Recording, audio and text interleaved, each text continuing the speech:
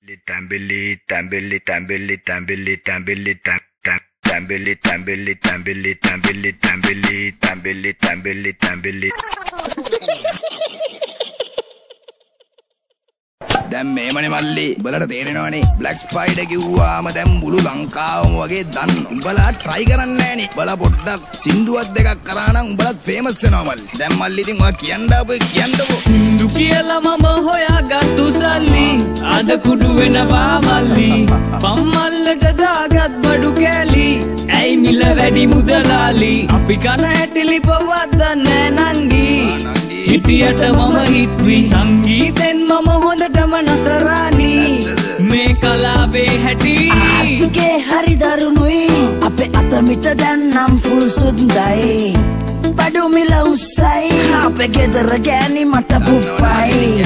පොලියට ගෙන විෂුවල් කෙරුවයි. ස්පොන්සර්ව කපලා ටීවී එකේ අය. කම්පැනියෙන් ගේමක් ඇද්දයි මම එයින් පෙරුනේ වැඳ වැටිලයි. එන්නේ ට්‍රැක් එක කෙරුවයි. ඒකට ගෙව්වෙත් ඔප්පුව තියලයි. වේලෙන් වේලක් කාලයි මම මියුසික් කෙරුවේ ෆේමස් වෙන්නයි. FM වල රෂ් එක බොමයි. ෆෝම්ස් පුරවලා පෑනක් ඉවරයි. වේටිං ලිස්ට් එක හැතක් මැදිගයි. පාට දෙක ගෙවුනේ කොළඹටමයි. සින්දු කියලා මම හොයාගත්තු සල්ලි අද කුඩු වෙනවා මල්ලි.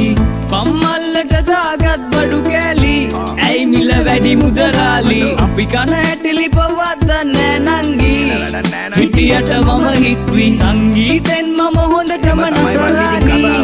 මේ කලාවේ හැටි මම රැප් සද්දේ කෙතරින් මට මහ යම යුත්තේ. මගේ රිද්මෙට කෙල්ලන් පැද්දේ අය නෑ මේ මට පෙම්පැන්දේ.